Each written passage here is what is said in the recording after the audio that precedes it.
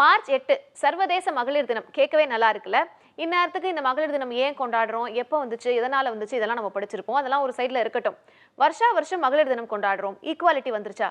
என்ன இப்படி கேட்குற அப்படின்னு பார்க்குறீங்களா? நான் கேட்கல, யுஎனோட ரிப்போர்ட் கேட்குது. யுனைடெட் நேஷன்ஸோட Department of Social and Economic Affairs ஒரு ரிப்போர்ட் பப்ளிஷ் பண்ணியிருக்காங்க. அந்த ரிப்போர்ட் என்ன சொல்லுது அப்படிங்கிறது தான் இன்னைக்கு சரவி டாக்ஸில் பார்க்க போகிறோம்.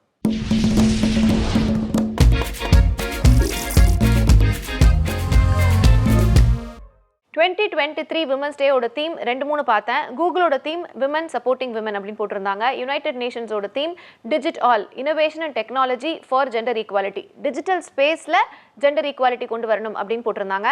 இன்டர்நேஷனல் விமன்ஸ் டேயோட வெப்சைட்டில் அவங்களோட தீம் படிக்கும்போது கொஞ்சம் இன்ட்ரெஸ்டிங்காக இருந்தது. அவங்களோட தீம் வந்து எம்ப்ரேஸ் ஈக்விட்டி. ஈக்குவாலிட்டி தெரியும், ஈக்விட்டினா என்ன? ஈக்குவாலிட்டினா எல்லாருக்கும் எல்லாமும் சமம், ஒரே மாதிரியான வேலை, ஒரே மாதிரியான ஆப்பர்ச்சுனிட்டிஸ், ஒரே மாதிரியான சம்பளம், அந்த மாதிரி.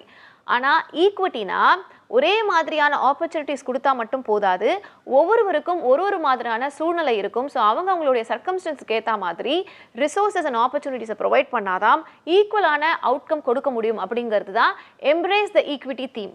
இதை படிக்கும்போது அடடே செமையா இருக்கே, சரி விமன்ஸ் டே ரிலேட்டடாக ஏதாவது சர்வே ரிலீஸ் ஆயிருக்கா அப்படின்னு பார்க்கலாம் தேடும்போது யுஎனோட ரிப்போர்ட் பார்த்தேன். அது பயங்கர ஷாக்கிங்காக இருந்தது. அந்த ரிப்போர்ட் ஒரு 30 பக்கத்துக்கு இருக்கு. நான் அதுலேருந்து முக்கியமான 2-3 விஷயங்களை மட்டும் சொல்கிறேன்.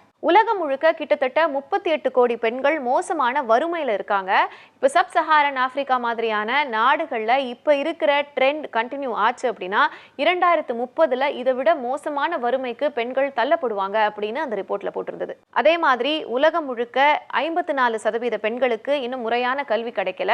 அது மட்டும் இல்ல, 4475 சமூகங்கள், அதாவது கம்யூனிட்டிஸ்ல இன்னுமே பெண் சிசு கொலையை ரொம்ப பப்ளிக்கா டிக்ளேர் பண்றாங்க. 15லேருந்து 49 வயசுல இருக்க 10ல் ஒரு பெண்ணுக்கு தன்னுடைய இன்டிமேட் பார்ட்னர் மூலமாக, அதாவது தன்னுடைய காதலனோ கணவனோ அவங்க மூலமாகவே செக்ஷுவல் அபியூஸும் பிசிக்கல் அபியூஸும் நடக்குது அப்படின்னு போட்டிருந்தது. அது மட்டும் இல்லாம 49% பெண்கள் அர்பன் ஏரியாஸ்லயே கூட நைட்ல தனியா நடந்து போறதுக்கு அன்சேஃபா ஃபீல் பண்றாங்க அப்படின்னு யுஎன் ரிப்போர்ட் சொல்லுது. அதே மாதிரி உயர் பதவிகளில் இருக்க பெண்களுக்கு ஆண்களுக்கு நிகரான சம்பளமோ மரியாதையோ அங்கீகாரமோ கிடைக்கல அப்படின்னு சொல்லியிருக்காங்க. இது எல்லாத்துக்கும் மேல குளோபலி பெண்களுக்கு சட்டப்பூர்வமான சமநிலையோ லீகல் ப்ரொடெக்ஷனோ கிடைக்கிறதுக்கு 286 வருஷம் ஆகும் அப்படின்னு யுஎன் ரிப்போர்ட் சொல்லுது. யுஎனோட ரிப்போர்ட்டை படிக்கும்போது ஜெண்டர் ஈக்குவாலிட்டி, விமன் எம்பவர்மெண்ட் இதெல்லாம் வெறும் மித்தோ, நம்மளை நாம ஏமாத்திக்கிறோமோ அப்படிங்கிற ஒரு பெரிய சந்தேகமே வருது. இந்த ஷாக்கு குறையாம சரி வேற ஏதாவது பாசிட்டிவா போட்டிருக்காங்களா அப்படின்னு சொல்லி தேடி பார்க்கும்போது விமன் எக்கனாமிக் ஃபோரம் உடைய ஜெண்டர் கேப் ஸ்கோர் அப்படிங்கிற ஒரு டேட்டாவை பார்த்தேன். அதுல வந்து 146 கண்ட்ரீஸ்ல டிஃப்ரெண்ட் கேட்டகரிஸ்ல அந்த கண்ட்ரீஸ் வந்து அந்த ஜெண்டர் கேப்ல எங்கெல்லாம் இருக்காங்க அப்படின்னு போட்டிருந்தாங்க. இதுல இந்தியா எங்க இருக்கு அப்படிங்கிறத நான் ஒன்னொன்னா படிக்கிறேன், நீங்க பாருங்க. எக்கனாமிக் பார்ட்டிசிபேஷன் அண்ட் ஆப்பர்ச்சுனிட்டியில் இந்தியா 143வது இடத்துல இருக்குது. எப்படி? 146 நாடுகளில் இந்தியா 143வது இடத்துல இருக்குது. அதே மாதிரி கல்வியில் 107வது இடத்துலையும், ஹெல்த் அண்ட் சர்வைவல் சுகாதாரத்தில் பெண்களுக்கு ரொம்ப முக்கியமான சுகாதாரத்தில் ரொம்ப மோசமாக 146வது இடத்துல இந்தியா இருக்குது. பொலிட்டிக்கல் எம்பவர்மெண்ட்டில் 48வது இடத்துல இந்தியா இருக்குது. சரி, யுனைடெட் நேஷன்ஸோட ரிப்போர்ட் தான் குளோபலி என்ன நிலைமையில இருக்கு அப்படின்னு சொல்லுது. இந்தியாவோட நிலைமையை சொல்ற இந்த ரிப்போர்ட்டும் ரொம்ப ஷாக்கிங்காக தானே இருக்கு. இப்போ என்ன, நீ ஷாக்கிங் நியூஸ் சொல்ல தான் வந்தியா அப்படின்னு கேட்டேன்னா, எனக்கு மட்டும் ஆசையா, நானும் விமன்ஸ் டே எபிசோட ஹாப்பியாக ஜாலியாக பண்ணணும் தான் வந்தேன். ஆனால் கிரவுண்ட் ரியாலிட்டி எவ்வளவு கசப்பாக இருந்தாலும் அதையும் சொல்லி தானே ஆகணும். இந்த 2023 கூட மாதவிடாய் நேரத்தில் பெண்களுக்கு லீவ் கொடுக்கணும் அப்படிங்கிறத ஒரு பாலிசியாக கொண்டு வரணுங்கிறது இன்னும் டிபேட்ல தானே இருக்கு. பாலின சமத்துவம், ஆணும் பெண்ணும் சமம், பெண்களை போற்றுவோம், பெண்களை கொண்டாடுவோம், ஹாப்பி விமன்ஸ் டேன்னு ஜஸ்ட் போஸ்ட் போட்டு போகாம அதுக்கு பின்னாடி இவ்வளோ விஷயங்கள் இருக்கு அப்படின்னு எல்லாரும் உணரணும் அப்படிங்கிறதுக்காக தான் இந்த டேட்டாஸ் எல்லாம் நான் சொன்னேன்.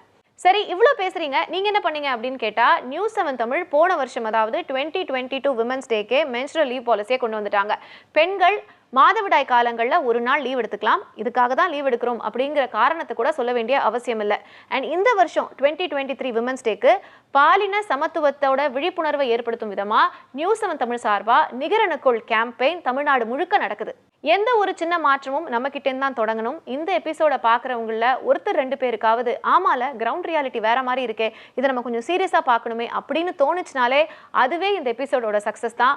அடுத்த வருஷம் வர விமன்ஸ் டேக்கு வரப்போகிற சர்வேஸ்லாம் இன்னும் கொஞ்சம் பாசிட்டிவாக வரும் அப்படிங்கிற நம்பிக்கையோட இந்த எபிசோட நான் முடிக்கிறேன். நம்ம இன்னொரு சர்வே டாக்ஸில் மீட் பண்ணலாம்.